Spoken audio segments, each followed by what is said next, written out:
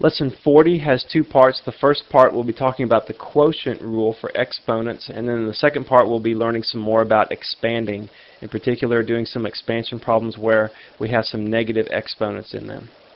Now we're on lesson 40, so we're about a third of the way through the textbook.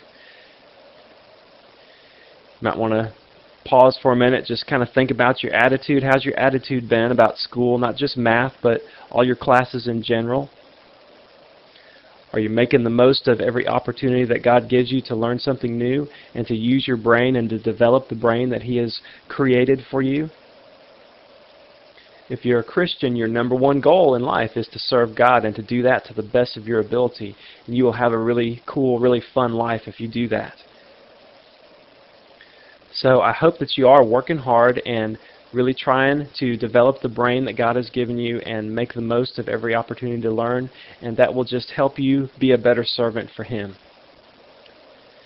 So first, in this lesson, let's understand what the quotient rule for exponents is. Now if I had this fraction here, x to the third over x squared, that would simplify to just x. But why is that? Well, let's just break it up into its factors. X to the third is the same thing as saying x times x times x. X squared is the same thing as saying x times x. Now remember, we can cancel similar factors that are in the numerator and denominator. So those x's will cancel, those x's will cancel, and we're just left out with x, just like we did in that previous example. Now instead of having to expand each one of those variables out into x times x times x over x times x, if you had another problem like that, that just takes a long time to do that. So it's better just to understand how that works, and then you can just do a subtraction. Look at the two exponents, 3 and 2, and you just say 3 minus 2. You always subtract the one in the denominator from the exponent in the numerator. And they have to be similar variables in order to do that. You couldn't have x cubed over y squared and simplify that. Another way to think about this is we could just rewrite that problem x cubed times x to the minus 2. And hopefully you understand why you can say x to the minus 2, because we've been working with negative exponents.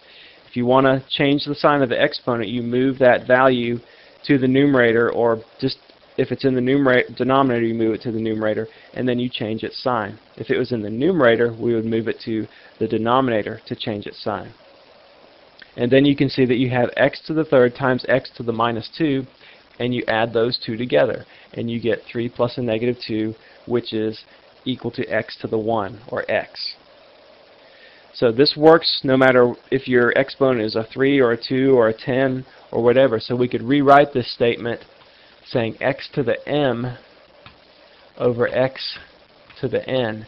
And this is just a more universal statement because it includes any type of exponent.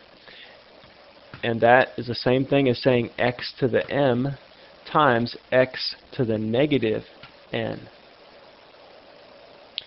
And let's take it one step further. It's also the same thing as saying 1 over x to the minus m times x to the positive n. In that one, we move the x to the m, we move that down to the denominator, so we have to change the sign of the exponent. If you're not comfortable with moving those exponents around and changing their signs, you might want to go back and review the lessons on negative exponents. And we covered that back in lesson 29. Let's go ahead and do some practice problems. Let's simplify that expression there.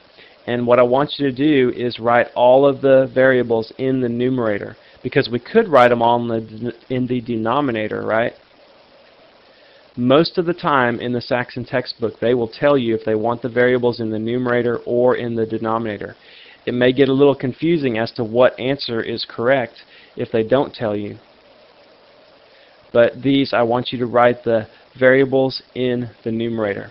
So let's look at our x's. We have x to the 5th over x to the 3rd. So that means we'll have 5 minus 3.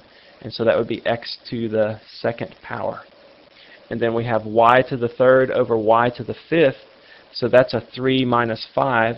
We can always think of algebraic addition, 3 plus a negative 5. So that would be a negative 2 for an exponent.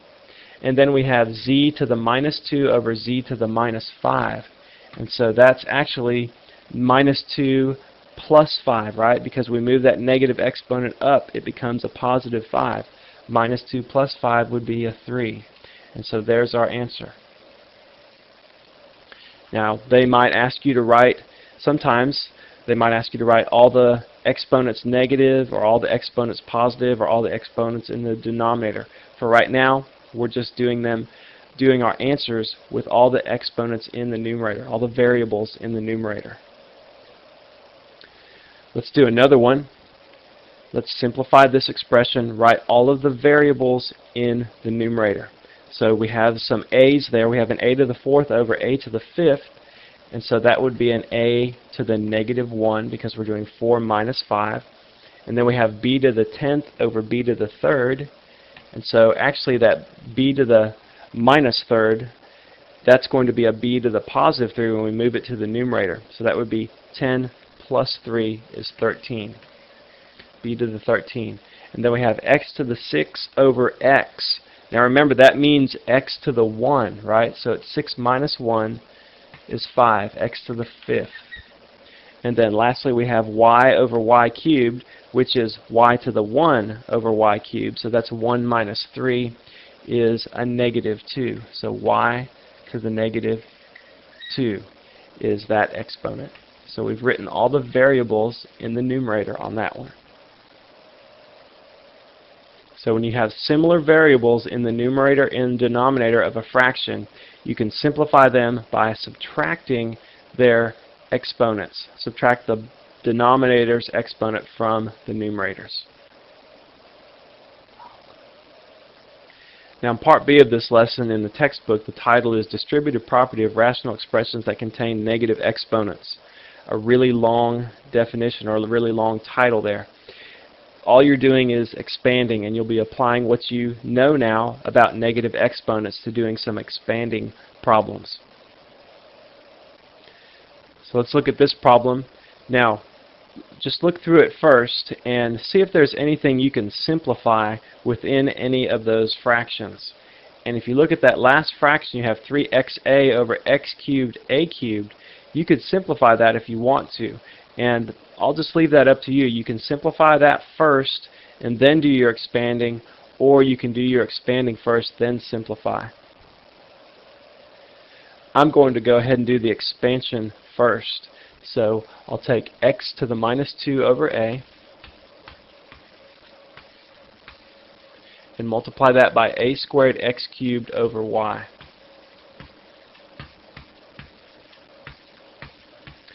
And again, just like on those problems A and B that we did, it's important to decide if you're going to have all the variables in the numerator, denominator, if you're going to have all positive, all negative exponents, just what you're doing there. And so on this particular problem, I want all of the variables in the numerator. So let's go ahead and do our expansion first, then we'll put all the variables in the numerator at the end. So we've done our first expansion there. Then let's take x to the minus 2 over a again, and we'll be multiplying that by a negative 3xa over x cubed a cubed. Okay, now we can go ahead and simplify these expressions, and we'll have x to the minus 2 and then x to the positive 3, so that's just going to be an x a squared over a y. And then we have a negative in this next part, so let's just say negative 3a, and then we have an x to the minus 2 and an x to the 1, so that just gives us an x to the minus 1 over a to the 4th x cubed. Okay, so now let's go ahead and simplify this, and let's put all the variables in the numerator. So on the first term we would have x a, because we'd have a to the 2 minus 1, that'd just be a to the 1 or a, and then times y to the minus 1. We have to move it up because we're doing all the variables in the numerator, so that makes it a minus 1. And then we'll have minus 3 a to the negative 3 x to the negative 4 because we have a minus 1, minus 4 there. And so there's our expansion of that problem. Now, how do you think you would write that with all of the variables in the denominator? Well, you would just change all their signs of their exponents and move them to the denominator, right? So real quick, let's do that. And so we would have 1, actually, yeah, we'd have 1 over x to the minus 1, a to the minus 1, y, minus all the variables in the denominator. So leave the 3 in the numerator, minus 3 over a cubed x to the 4th. Okay? So those are equivalent equations or expressions, right? Those are equivalent expressions. They just look a whole lot different, and that's going to be something confusing when you're looking in the answer key if you don't do it the way they ask you to. So if it says, right, all the variables in the numerator, make sure you do that, or it's going to look a whole lot different. You may think it's wrong what you did, but in reality it may not actually be wrong. You just didn't follow their directions the way you were supposed to. Let's do one more problem. This time our factor is on the right side, but we still expand the same way. We take that outside factor, multiply it by the 2 on the inside. So we'll start with m squared x over p times p to the minus 4 over m n cubed. And then plus m squared x over p times negative, don't forget that negative sign, x p cubed over n p to the minus 1. And on this problem, when you're done, I want all the variables in the numerator. So let's go ahead and simplify each term now. We've got m squared x